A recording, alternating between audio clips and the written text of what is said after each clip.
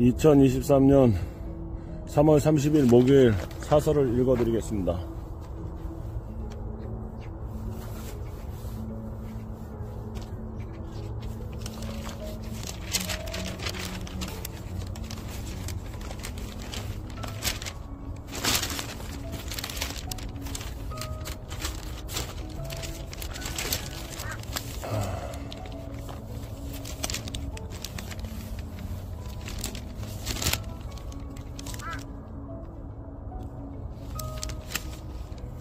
외국인 밀집지역 화재 취약, 소방시설 지원 등 안전 강화해야.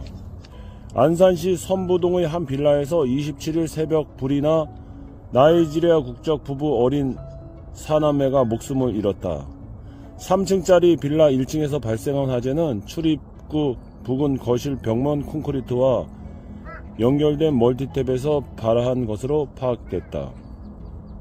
가족 7명이 함께 살던 12평 면적의 방 2개, 화장실 1개, 거실 겸 주방이 있는 구조였다.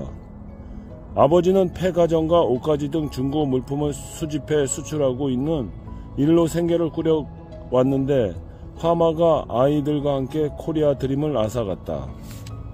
이들 가족은 2년 전 원곡동 지하 1층에 살 때도 화재를 당한 적이 있어 안타까움을 더했다. 이번 화재가 난 빌라는 지하 1층, 지상 3층 규모다. 비슷한 크기의 집들이 모인 이 다세대 주택에는 11가구가 거주했다. 가구당 적게는 2명이, 많게는 7명씩 총 41명이 살았다. 거주자들은 러시아, 우즈베키스탄, 카자흐스탄 등에 살다가 한국으로 온 고려인 후손들과 화재가 난 나이지리아 가족 등이다. 한국인 가구는 한 곳도 없었다. 이곳에 거주하는 외국인들은 대부분 돈을 벌기 위해 한국에 왔고 반월 산업단지 등 주변 공단에서 일을 한다. 이들은 시설이 넓고 공간이 좁아도 집값이 싼 지역으로 모여들었고 하나의 커뮤니티를 이루고 있었다. 선부동과 원곡동의 다세대 주택 거주민은 대부분 외국인이다. 선부동에는 580여 명의 외국인이 거주한다. 불이 난 다세대 주택 반경 500m 안에 거주하는 고려인은 동포만 3,000명이 넘는다. 원곡동 인구는 지난달 말 기준 33,179명이다. 이 중 외국 국적 동포가 13,429명, 외국인이 13,846명에 달한다. 내국인은 전체 10명 중 2명 미만 꼴인 5,895명이다. 문제는 외국인이 거주하는 곳 대부분이 지은 지 40년 가까이 된 노후 건물인데다 재난안전관리의 사각지대에 있다는 점이다. 선부동 일대 다세대 주택 중 상당수는 화재 경보기는 물론 건물 내에 소화기조차 갖추지 못한 곳이 수두룩하다. 전기줄이 거미줄처럼 엉켜있고 쓰레기 더미가 방치된 채 쌓여있고 좁은 골목 주차 공간이 부족해 화재 시 소방 장비 접근이 어려운 곳이 많다.